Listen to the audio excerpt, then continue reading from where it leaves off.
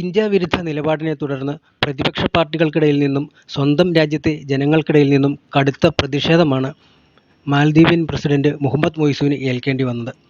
ജനങ്ങൾക്കിടയിൽ നിന്നുള്ള പ്രതിഷേധം കെട്ടടങ്ങാത്ത സാഹചര്യത്തിൽ മൊയ്സു സ്വയം രാജ്യസന്നദ്ധത അറിയിച്ചതായിട്ടുള്ള വാർത്തകളാണ് പുറത്തുവരുന്നത്. മാലദ്വീപ്സിലെ ഓൺലൈൻ മാധ്യമങ്ങളാണ് ഇത് സംബന്ധിച്ച വാർത്തകൾ പുറത്തുവിട്ടുകൊണ്ടിരിക്കുന്നത്. സ്വന്തം പാർട്ടിയെ മൊയ്സു രാജ്യസന്നദ്ധത അറിയിച്ചെന്നും ഉടൻ തന്നെ പാർട്ടിയുടെ ഉന്നതാധികാര യോഗം ചേർന്ന് ഇതിൽ തീരുമാനമെടുക്കുമെന്നുള്ള വാർത്തകളും പുറത്തുവരുന്നുണ്ട്. വെള്ളിയാഴ്ച ചേരുന്ന പാർട്ടിയുടെ ഉന്നതാധികാര യോഗത്തിൽ തീരുമാനമുണ്ടായാൽ ശനിയാഴ്ചയോ ഞായറാഴ്ചയോ മൊയ്സുവിന്റെ രാജി ഉണ്ടായേക്കുമെന്നാണ് വാർത്തകൾ പുറത്തുവരുന്നത്. എന്നാൽ ഇതു സംബന്ധിച്ച ഔദ്യോഗിക സ്ഥിരീകരണങ്ങളൊന്നും പുറത്തു വന്നിട്ടില്ല. പ്രധാനമന്ത്രി നരേന്ദ്രമോദിയുടെ ലക്ഷദ്വീപ് സന്ദർശനത്തിന് പിന്നാലെ ഇന്ത്യ മാലദ്വീപ് പ്രശ്നം പരസ്യപോരിലേക്ക് വഴിമാറിയതിന് പിന്നാലെയാണ് കടുത്ത പ്രതിഷേധവുമായി മാലദ്വീപിലെ പ്രതിപക്ഷം ഉൾപ്പെടെയുള്ളവർ രംഗത്തെത്തിയത്. നരേന്ദ്രമോദിയുടെ ലക്ഷദ്വീപ് സന്ദർശനത്തിനെതിരെ മാലദ്വീപ് മന്ത്രിമാർ സമൂഹമാധ്യമമായ എക്സിൽ പങ്കുവച്ച കുറിപ്പുകളാണ് പോരാട്ടത്തിന്റെ തുടക്കം. ഇന്ത്യ മാലദ്വീപിനെ ലക്ഷ്യം വെക്കുന്നു എന്നാരോപിച്ചതായിരുന്നു മാലദ്വീപ് മന്ത്രി അബ്ദുള്ള മഹ്സൂദ് ട്വീറ്റ് ചെയ്തത്. ബീച്ച് ടൂറിസത്തിൽ മാലദ്വീപുമായി മത്സരിക്കുന്നതിൽ ഇന്ത്യ കാര്യമായ വെല്ലുവിളി നേരിടുന്നുണ്ടെന്നും മജാദ് കുറിക്കുകയുണ്ടായി. നരേന്ദ്രമോദി കോമാളിയാണ് എന്നായിരുന്നു മറ്റൊരു മന്ത്രി മറിയം ഷിയൂനയുടെ പരാമർശം. നരേന്ദ്രമോദി ഇസ്രായേലിന്റെ കളിപ്പാവയാണെന്നും മന്ത്രി കുറിച്ചിരുന്നു. ഇന്ത്യയിൽ നിന്നുള്ള വിമർശനം ശക്തമായതിന് പിന്നാലെ ഈ ട്വീറ്റ് ഇവർ മുക്കുകയാണുണ്ടായത്. ഇതിന് പിന്നാലെ മാലദ്വീപ് ടൂറിസത്തിന് എതിരെ ഇന്ത്യൻ സമൂഹം മാധ്യമങ്ങളിൽ ബഹിഷ്കരണ ക്യാമ്പയിൻ ആരംഭിക്കുകയും ചെയ്തിരുന്നതാണ്. ലക്ഷദ്വീപ് സന്ദർശിക്കാനെത്തിയ പ്രധാനമന്ത്രി നരേന്ദ്രമോദി ബീച്ചിൽ വിശ്രമിക്കുന്നതിൻ്റെയും സ്നോർക്കലിംഗ് നടത്തുന്നതിൻ്റെയും ചിത്രങ്ങൾ വൈറലായിരുന്നു. മാലദ്വീപിന് ബദലായി ഇന്ത്യ ലക്ഷദ്വീപിനെ വളർത്തിക്കൊണ്ടുവരാൻ പോവുകയാണെന്ന പ്രചാരണവും വ്യാപകമായി നടന്നു. ഇതിന് പിന്നാലെയാണ് മാലദ്വീപ് മന്ത്രിമാരുടെ പ്രസ്താവന വന്നത്. ചൈനീസ് അനുകൂലിയായ മുഹമ്മദ് മൊയ്സു പ്രസിഡന്റ് സ്ഥാനത്ത് എത്തിയതിനു ശേഷം ഇന്ത്യ വിരുദ്ധ നീക്കങ്ങൾ മാലദ്വീപിൽ ശക്തമായിരുന്നു. അതേസമയം മന്ത്രിയുടെ നിലപാടിനെതിരെ മാലദ്വീപ് മുൻ പ്രധാനമന്ത്രി മുഹമ്മദ് നഷീദ് ഉൾപ്പെടെയുള്ളവർ രംഗത്തെത്തുകയും ചെയ്തിട്ടുണ്ട്. മാലദ്വീപിന്റെ സുരക്ഷയ്ക്കും സമൃദ്ധിക്കും സഹായിക്കുന്ന ഒരു പ്രധാന സഖ്യകക്ഷി നേതാവിന് നേരെ മാലദ്വീപ് സർക്കാർ ഉദ്യോഗസ്ഥ മറിയം ഷിയൂന എത്ര ഭയാനകരമായ ഭാഷയാണ് ഉപയോഗിച്ചത് മുഹമ്മദ് നഷീദ് എക്സിൽ കുറിക്കുകയുണ്ടായി.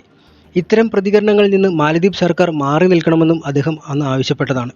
മാലദ്വീപ് പ്രസിഡന്റ് മൊയ്സു ചൈനീസ് സന്ദർശനത്തിന് പുറപ്പെടാനിരിക്കെയാണ് പുതിയ വിവാദങ്ങൾക്ക് തുടക്കമായത്. ഇതാണ് ഇന്ത്യയെയും ചൊടിപ്പിച്ചത്. മാലദ്വീപ് മന്ത്രിമാരുടെ സോഷ്യൽ മീഡിയ പോസ്റ്റുകൾക്ക് പിന്നാലെ ഇന്ത്യയിൽ വലിയ തോതിലുള്ള മാലദ്വീപ് ബഹിഷ്കരണ ക്യാമ്പയിനുകളും നടന്നു. മാലദ്വീപിൽ നിന്നുള്ള പ്രമുഖ വ്യക്തികൾ ഇന്ത്യക്കാർക്കെതിരെ വംശീയവും വിദ്വേഷപരവുമായ വാക്കുകൾ ഉപയോഗിക്കുന്നു. അവിടേക്ക് പരമാവധി വിനോദസഞ്ചാരികളെ അയക്കുന്ന ഒരു രാജ്യത്തോടാണ് ഇത് ചെയ്യുന്നത്. നമ്മുടെ അയൽക്കാരോട് നല്ല ബന്ധമാണ് നമുക്കുള്ളത്. പക്ഷേ പ്രകോപനമില്ലാതെ വിദ്വേഷം പരത്തുന്നത് നമ്മൾ എന്തിനു സഹിക്കണം? ഞാൻ പലതവണ മാലദ്വീപ് സന്ദർശിക്കുകയും അതിനെ പുകഴ്ത്തുകയും ചെയ്തിട്ടുണ്ട്. എന്നാൽ അന്തസ്സാണ് പ്രധാനം. നമ്മുടെ ടൂറിസത്തിന് പിന്തുണ നൽകാൻ നമുക്ക് തീരുമാനിക്കാം. നടൻ അക്ഷയ് കുമാർ എക്സ് പ്ലാറ്റ്ഫോമിൽ കുറിച്ചത് ഇങ്ങനെയായിരുന്നു. സച്ചിൻ ടെണ്ടുൽക്കർ, സൽമാൻ ഖാൻ, ജോൺ എബ്രഹാം, ശ്രദ്ധ കപൂർ തുടങ്ങി നിരവധി ബോളിവുഡ് കായിക താരങ്ങൾ ലക്ഷദ്വീപ് ടൂറിസത്തെ പ്രോത്സാഹിപ്പിക്കണം എന്നുള്ള ട്വീറ്റുകളുമായി രംഗത്തെത്തുകയും ചെയ്തിട്ടുണ്ട്. ലക്ഷദ്വീപിലേക്കുള്ള മോദിയുടെ യാത്ര മാലദ്വീപിനെ ലക്ഷ്യം വെച്ചുകൊണ്ടാണെന്ന് ആദ്യം മുതൽ തന്നെ പ്രചാരണം നടന്നിരുന്നു. മോദിയുടെ സ്നോർക്കലിംഗും തീരത്തെ കാറ്റുകളിലും സോഷ്യൽ മീഡിയയിൽ തരംഗമായതോടെ ഗൂഗിൾ സെർച്ചിൽ ലക്ഷദ്വീപ് ഒന്നാം സ്ഥാനത്തെത്തി. ലക്ഷദ്വീപ് ടൂറിസം വികസിക്കുകയാണെങ്കിൽ മാലദ്വീപ് കടുത്ത വെല്ലുവിളി ഉയർത്തുകയും ചെയ്യും. ഇതുമാത്രമല്ല, മാലദ്വീപിൽ ചൈനീസ് ഇടപെടൽ കടുത്ത സാഹചര്യത്തിൽ ലക്ഷദ്വീപ് കേന്ദ്രീകരിച്ച് സൈനിക താവളമൊരുക്കാനും ഇന്ത്യ പദ്ധതിയിട്ടിരുന്നു. മാലദ്വീപിലെ ടൂറിസം മേഖലയിൽ ഏറ്റവും കൂടുതൽ സഞ്ചാരികൾ എത്തുന്നത് ഇന്ത്യയിൽ നിന്നാണ്. 2023 ഡിസംബർ വരെയുള്ള കണക്ക് പ്രകാരം 17,57,939 പേരാണ് ഡിസംബർ 13 വരെ മാലദ്വീപ് സന്ദർശിച്ചത്. ഇതിൽ 2,91,098 പേരും ഇന്ത്യയിൽ നിന്നുള്ളവരാണ്. റഷ്യയും ചൈനയുമാണ് ഇന്ത്യക്ക് തൊട്ട് താഴെയുള്ളത്. ലക്ഷദ്വീപ് ടൂറിസം വികസിച്ചാൽ ഈ ഒഴുക്ക് നിയന്ത്രിക്കാനാകും. ഇതോടെ മാലദ്വീപിനെ സമ്മർദ്ദത്തിലാകാൻ സാധിക്കുമെന്നാണ് ഇന്ത്യ കണക്കുകൂട്ടുന്നത്. ഇത് മനസ്സിൽ കണ്ടാകണം മാലദ്വീപിന്റെ ഇന്ത്യയെ പുറത്താക്കൽ നടപടികളോട് കേന്ദ്ര സർക്കാർ പരസ്യ പ്രതികരണത്തിന് തയ്യാറാകാതിരുന്നത്. കടുത്ത ഇന്ത്യ വിരുദ്ധ ക്യാമ്പയിൻ നടത്തിയാണ് മൊയ്സു അധികാരത്തിലെത്തിയത്. ഇതിന് പിന്നാലെ ദ്വീപിലുണ്ടായിരുന്ന 77 ഇന്ത്യൻ സൈനികരെ പുറത്താക്കാൻ സർക്കാർ തീരുമാനിക്കുകയും ചെയ്തു. ഇതിനോട് അനുകൂല നിലപാടാണ് ഇന്ത്യ സ്വീകരിച്ചത്. കഴിഞ്ഞ ദിവസം ഇവരെ പിൻവലിക്കുകയും ചെയ്തതാണ്. ഇന്ത്യയുമായി നിലനിന്നിരുന്ന സമുദ്ര ഗവേഷണ കരാറിൽ നിന്ന് മാലദ്വീപ് പിന്മാറുകയും ചെയ്തു. 2019 ജൂൺ 8 പ്രധാനമന്ത്രി നരേന്ദ്രമോദിയും അന്നത്തെ മാലദ്വീപ് പ്രസിഡന്റ് ഇബ്രാഹിം മുഹമ്മദ് സോലിയും തമ്മിൽ ഒപ്പുവെച്ച ഹൈഡ്രോഗ്രാഫിക് സർവേയിൽ നിന്നാണ് ഇതിനിടയിൽ മാലദ്വീപ് പിന്മാറിയത്. മാലദ്വീപിന്റെ സമുദ്രാതിർത്തിയിൽ വേലിയേറ്റങ്ങൾ, സമുദ്ര പ്രവാഹങ്ങൾ, തീരങ്ങൾ, പവിഴപ്പുറ്റുകൾ എന്നിവയെക്കുറിച്ച് പഠിക്കാൻ ഹൈഡ്രോളിക് സർവേ നടത്താൻ ഇന്ത്യക്ക് അനുവാദം നൽകിയതായിരുന്നു കരാർ. നവംബറിൽ അധികാരമേറ്റ മാലദ്വീപ് സർക്കാർ ഔദ്യോഗികമായി അവസാനിപ്പിക്കുന്ന ആദ്യ ഉഭയകക്ഷി കരാറാണിത്. 2024 ജൂൺ 7-ന് അവസാനിക്കുന്ന കരാർ പുതുക്കേണ്ടതില്ലെന്ന് സർക്കാർ തീരുമാനിക്കുകയായിരുന്നെന്ന് മാലദ്വീപ് പ്രസിഡന്റ് ഓഫീസിലെ public policy under secretary Muhammad Firuzul Abdul Khalil വാർത്താസമ്മേളനത്തിൽ പറയുകയുണ്ടായി. കരാറിൽ നിന്ന് പിന്മാറാൻ ഒരു കക്ഷി ആഗ്രഹിക്കുകയാണെങ്കിൽ കരാർ തീരത്തുനിന്ന് 6 മാസം മുൻപ് രണ്ടാമത്തെ കക്ഷിയെ അറിയിക്കണം എന്നാണ് നിബന്ധന. അല്ലാത്തപക്ഷം 5 വർഷത്തേക്ക് കരാർ പുതുക്കപ്പെടും. അതുകൊണ്ടാണ് കരാറിൽ നിന്ന് പിന്മാറുന്നതിനെപ്പറ്റി ഇപ്പോൾ തീരുമാനം എടുത്തതെന്ന് അദ്ദേഹം വ്യക്തമാക്കുകയുണ്ടായി. രാജ്യത്തിന്റെ നിലപാട് ഇന്ത്യയെ അറിയിച്ചിട്ടുണ്ടെന്നും അന്ന് പറഞ്ഞതാണ്. ഇന്ത്യയുമായുള്ള കരാർ റദ്ദാക്കുന്ന കാര്യം ക്യാബിനറ്റ് യോഗത്തിൽ പ്രസിഡന്റ് മൊയ്സു ചർച്ച ചെയ്തെന്ന് മാലദ്വീപ് മാധ്യമം ദി സൺ റിപ്പോർട്ട് ചെയ്തിരുന്നു. ഇത്തരം സർവേകൾ നടത്താനും സെൻസിറ്റീവ് വിവരങ്ങൾ ശേഖരിക്കുവാനും മാലദ്വീപ് സൈന്യത്തിന്റെ ശേഷി വർദ്ധിപ്പിക്കുന്നതാണ് ദേശീയ സുരക്ഷയ്ക്ക് നല്ലതെന്ന് ഭരണകൂടം വിശ്വസിക്കുന്നതായി ഖലീൽ പറയുന്നുണ്ട്. COP28 ഉച്ചകോടിയിൽ പ്രധാനമന്ത്രി നരേന്ദ്രമോദിയും മാലദ്വീപ് പ്രസിഡന്റ് മുഹമ്മദ് മൊയ്സുവും തമ്മിൽ ഈ വിഷയം ചർച്ച ചെയ്തിരുന്നതായാണ് സൂചന. ദ്വീപിലുള്ള 77 ഇന്ത്യൻ സൈനികരെയും മാലദ്വീപിന് നൽകിയ 2 സൈനിക ഹെലികോപ്റ്ററുകളും ഒരു വിമാനവും ഇന്ത്യയിലേക്ക് തിരിച്ചുകൊണ്ടുവരുന്നതിനെക്കുറിച്ചും ഇരു നേതാക്കളും തമ്മിൽ ചർച്ച നടത്തിയിരുന്നു. ചൈനീസ് നിലപാടുകളുമായി ചേർന്ന് നിൽക്കുന്ന മൊയ്സുവിന്റെ പ്രധാന തെരഞ്ഞെടുപ്പ് പ്രചാരണം തന്നെ ഇന്ത്യൻ സൈന്യത്തെ ദ്വീപിൽ നിന്ന് പുറത്താക്കും എന്നതായിരുന്നു ഇന്ത്യയെ ചൊടിപ്പിച്ചിരുന്നതായിരുന്നു. മാലദ്വീപും ഇന്ത്യയും തമ്മിൽ പലപ്പോഴും സമ്മിശ്ര ബന്ധമായിരുന്നു ഉണ്ടായിരുന്നത്.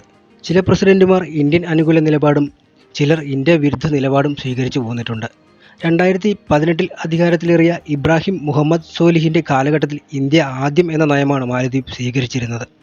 2004 സുനാമിയിലും 2014 ഡിസംബറിൽ മാലിയിലെ ജലപ്രതിസന്ധിയിലും മാലദ്വീപിനെ ആദ്യം സഹായിച്ചത് ഇന്ത്യയായിരുന്നു. തുറമുഖ പദ്ധതി, ക്രിക്കറ്റ് സ്റ്റേഡിയം, വിമാനത്താവള വികസന പദ്ധതികൾ, പാലങ്ങൾ, റോഡുകൾ തുടങ്ങിയവയുടെ നിർമ്മാണത്തിലുമെല്ലാം ധാരണകളുണ്ടായിരുന്നു. 2018-നും 2022-നും ഇടയിൽ 1100 കോടി രൂപയാണ് ഇന്ത്യ മാലദ്വീപിന് സഹായമായി നൽകിയത്. അതിനു മുമ്പുള്ള 5 വർഷത്തേക്കാൾ 500 കോടി അധികമായിരുന്നു അത്. കഴിഞ്ഞ വർഷം മാത്രം ഇരു രാജ്യങ്ങളും തമ്മിലുള്ള വ്യാപാര ബന്ധം 50 കോടിയുടേതായിരുന്നു. ഇപ്പോഴത്തെ പ്രസിഡന്റ് മൊയ്സു കടുത്ത ഇന്ത്യാവിരുദ്ധ നിലപാടുകൾ സ്വീകരിച്ചതിനെ തുടർന്ന് ഈ ബന്ധങ്ങളിലും ഉലച്ചിൽ സംഭവിച്ചിരുന്നു. ഇന്ത്യയുടെ പടിഞ്ഞാറ് തീരത്തോട് ചേർന്നുള്ള മാലദ്വീപും ഇന്ത്യൻ മഹാസമുദ്രത്തിലൂടെ കടന്നുപോകുന്ന വാണിജ്യ കടൽപാതകളും ഇന്ത്യയെ സംബന്ധിച്ച് വളരെ നിർണായകമാണ്. മാലദ്വീപിൽ ചൈനയുടെ താൽപ്പര്യം ഇക്കാരണത്താലുമാണ്.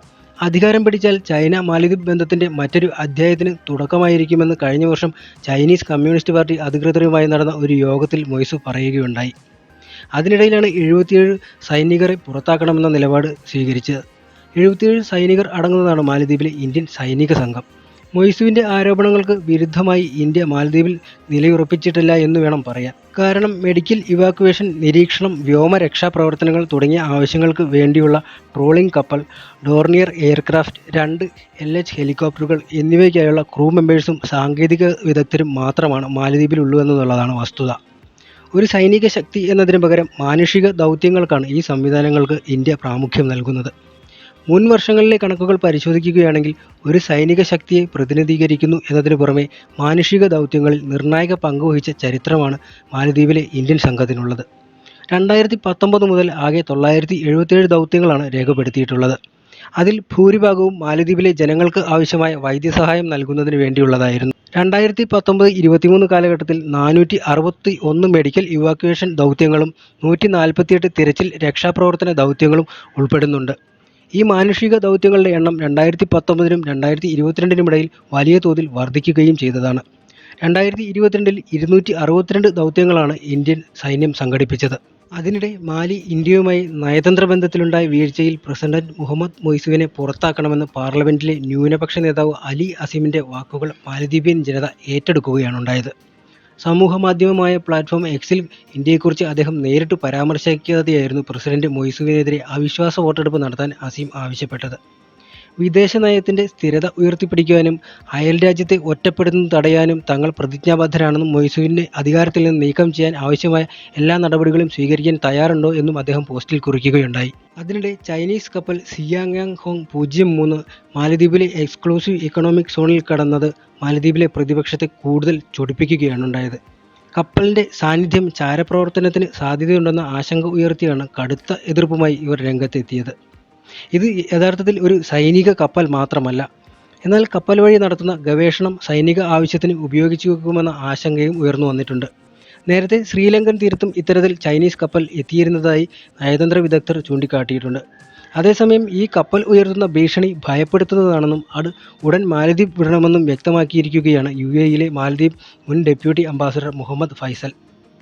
ചൈനയ്ക്ക് താൽപ്പര്യമുള്ള തന്ത്രപ്രധാനമായ സ്ഥലങ്ങളിൽ സമുദ്രശാസ്ത്ര ഗവേഷണം നടത്തിയതിൻ്റെ ചരിത്രം കപ്പലിനുണ്ട്. ഇത് വെള്ളത്തിനടിയിലുള്ള അടിസ്ഥാന സൗകര്യങ്ങൾ, അന്തർവാഹിനികളുടെ ചലനങ്ങൾ, ആശയവിനിമയ കേബിളുകൾ എന്നിവയെക്കുറിച്ചുള്ള ഇൻ്റലിജൻസ് ശേഖരിക്കുന്ന ഉപയോഗത്തെക്കുറിച്ച് ആശങ്ക വർദ്ധിപ്പിക്കുന്നുണ്ട്.